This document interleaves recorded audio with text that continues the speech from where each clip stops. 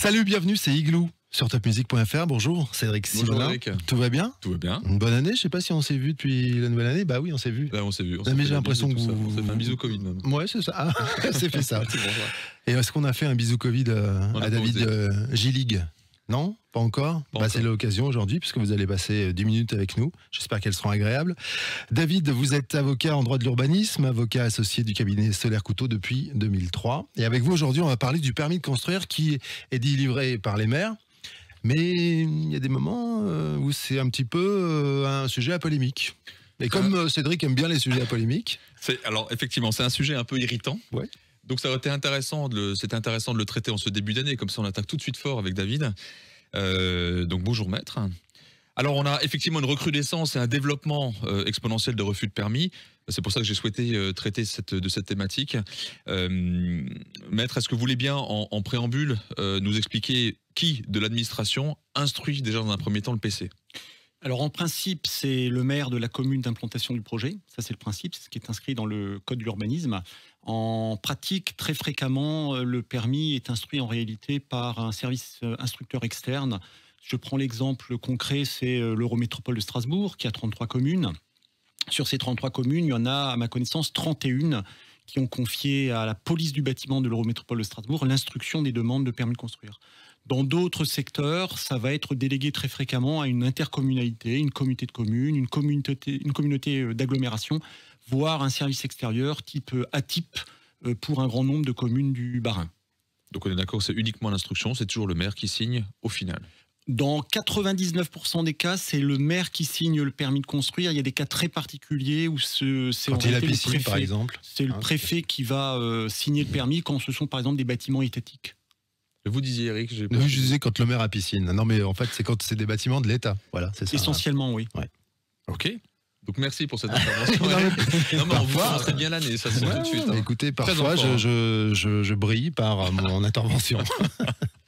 On peut parler un peu des délais clés par rapport à cette délivrance de permis de construire ? Bien sûr. Alors, d'abord, dans le délai d'un mois à compter du dépôt de la demande, l'administration peut demander à celui qui demande un permis de construire de compléter ce dossier par la production de pièces complémentaires qui faisaient défaut. Donc, un délai d'un mois, pas un jour supplémentaire. L'administration qui va adresser au pétitionnaire, donc au demandeur du permis de construire, le courrier l'informant du caractère incomplet de la demande, va lui dire vous avez 3 mois pour compléter le dossier, soit de vous compléter, auquel cas je commencerai à instruire votre demande, soit vous ne complétez pas ou insuffisamment et je rejetterai votre demande de manière tacite. Et ensuite, une fois que effectivement vous avez complété le dossier, le délai d'instruction commence à courir. Les règles sont relativement simples. Pour une maison individuelle, la règle générale, c'est 2 mois. Pour un bâtiment autre qu'une maison individuelle, c'est un délai d'instruction de 3 mois. Donc on a bien compris qui instruit, le délai. Maintenant, rentrons dans le vif du sujet. Quels peuvent être les motifs de refus de ce permis de construire ? Alors en principe, le maire doit exclusivement s'appuyer sur les règles d'urbanisme. C'est-à-dire, le projet ne respecte pas un article 12 relatif aux emplacements de stationnement. Le projet ne respecte pas l'article 9 relatif à l'emprise au sol. Ce ne sont que des règles d'urbanisme qui, en principe, doivent fonder un refus de permis de construire. Le maire ne peut pas, par exemple, on l'avait vu lors d'une précédente intervention, ne peut pas se fonder sur la violation de règles de droit privé. Il ne peut pas refuser le permis de construire parce que vous allez édifier un bâtiment qui ne respecte pas une distance d'1,90 m par rapport aux voisins avec des ouvertures qui donnent sur le fond voisin. Vous ne pouvez pas refuser le permis de construire parce que vous méconnaissez une servitude de passage. Ça faisait l'objet d'une émission, je crois que c'est la 129 qu'on avait faite ensemble. Absolument. Sur ces éléments-là. Et il ne peut pas refuser sous prétexte que la tête de celui qui a envie de construire ne lui plaît pas. Absolument, Eric. Ça ne peut être que des règles d'urbanisme, encore une fois, qui fondent le refus. Ça ne peut pas être pour d'autres motifs, sans quoi le refus de permis serait entaché de ce que l'on appelle un détournement de pouvoir. Mais si je ne m'abuse, elles changent tout le temps, les règles d'urbanisme. C'est le véritable problème, c'est l'imprévisibilité des règles qui évoluent effectivement au gré du temps. Ouais, donc c'est là que c'est compliqué aussi. Oui. Alors, Maître Gillig, il nous parle de règles sur lesquelles on peut s'appuyer. Il y a tout de même un article dans les PLU, qui est l'article 11, si je ne m'abuse, qui parle d'intégration du bâti dans le site, qui est plutôt très subjectif. On peut en parler juste un mot, parce que quand vous parlez de la tête du client, de temps en temps... Absolument, Cédric. En réalité, on a cet article 11 qui est dans le règlement du PLU qui prévoit effectivement que le maire peut refuser le permis de construire s'il estime que le projet de construction est de nature à porter atteinte au caractère ou à l'intérêt des lieux avoisinants. Ce qui est effectivement un article extrêmement subjectif. Prenons un tableau, il y en a certains qui vont dire le tableau de de Keith Haring ou de Francis Bacon. Ouais, Jeff Koons, c'était bien. D'autres vont dire c'est quelque chose qui est un chef-d'œuvre. C'est la même chose en matière effectivement d'urbanisme. Simplement, ce qu'on constate en pratique, c'est que les maires usent et quelquefois abusent de cet article 11 lorsque juridiquement ils n'ont pas le moyen de fonder le refus sur les autres articles du règlement du PLU. Ils se saisissent de l'article 11 pour effectivement refuser le permis de manière souvent, malheureusement, arbitraire. C'est leur levier pour avoir le dernier mot ou pas ? On peut dire que c'est le levier pour effectivement avoir le dernier mot, parce que l'instruction de la demande va conduire le service instructeur à proposer au maire d'accorder le permis puisqu'il est conforme. Le maire ne souhaite pas de ce projet, il va sortir le sceau, effectivement, le spectre de l'article 11. Mais ça fait penser que j'ai peut-être une question en conclusion un peu polémique par rapport à ce sujet-là. Maintenant, mon permis a été refusé. En 2 mots, parce que j'aimerais bien qu'on fasse une émission spéciale là-dessus, mais c'est important. Quels seraient mes recours possibles contre cette décision de refus ? Alors j'ai 2 possibilités essentiellement, soit de saisir l'administration qui a refusé le permis de construire en lui demandant de retirer sa décision, c'est ce que l'on appelle un recours gracieux.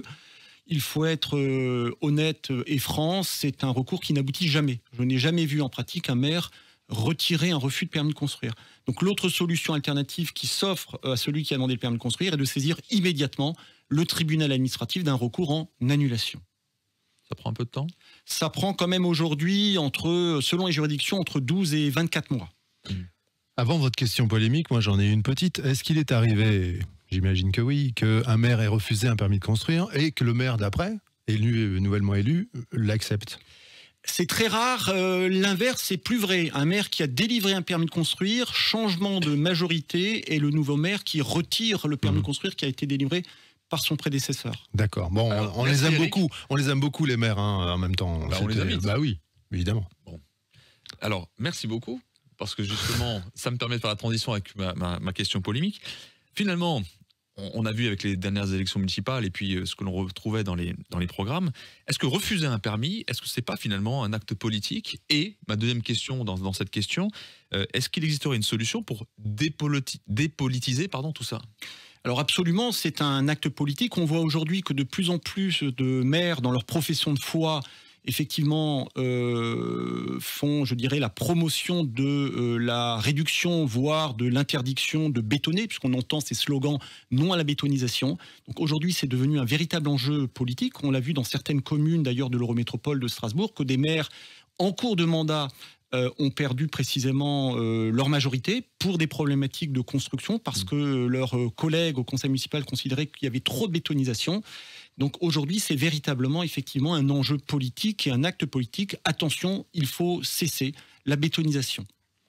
Alors deuxième question, celle que je vous ai posée déjà, vous l'avez déjà oubliée, merci. Cédric, non, je ne l'ai pas oublié, mais je l'ai réservé pour la fin. Il y aurait un certain nombre de possibilités. Alors, il y en a une qui peut apparaître comme étant une proposition assez décoiffante. Vous savez qu'aujourd'hui, on l'a rappelé, c'est le maire qui est compétent dans la très grande majorité des cas pour délivrer le permis de construire ou pour le refuser. L'idée, finalement, serait de substituer au maire le préfet dans la délivrance des autorisations d'urbanisme, ou en tout cas dans la délivrance de certaines autorisations d'urbanisme. Prenons par exemple le cas de grandes opérations de plusieurs dizaines de logements, ou des opérations où il y a un nombre important de logements locatifs sociaux. On sait que c'est le genre malheureusement d'opérations qui déplaisent à certains élus. Il faut être là encore tout à fait franc et honnête. Pour ce type d'opération, la solution serait peut-être effectivement de transmettre au préfet la compétence en lieu et place du maire pour délivrer ces autorisations d'urbanisme. Merci beaucoup. On pense au maire, évidemment, c'est un job compliqué, de plus en plus compliqué en France. On a vu qu'aux dernières élections, il y avait de plus en plus de maires qui jetaient l'éponge, donc on pense à eux et on leur passe le bonjour. Ils sont toujours les bienvenus dans Igloo, le MAC de l'habitat. Merci Cédric Menin, merci Maître. Merci Eric. Et l'émission, on la retrouve où alors, du coup ? Partout, comme l'année dernière, comme en 2021, en podcast, toutes les plateformes, la chaîne YouTube, Facebook, évidemment, c'est Igloo On Air, et sur topmusic.fr, là où nous sommes en ce moment.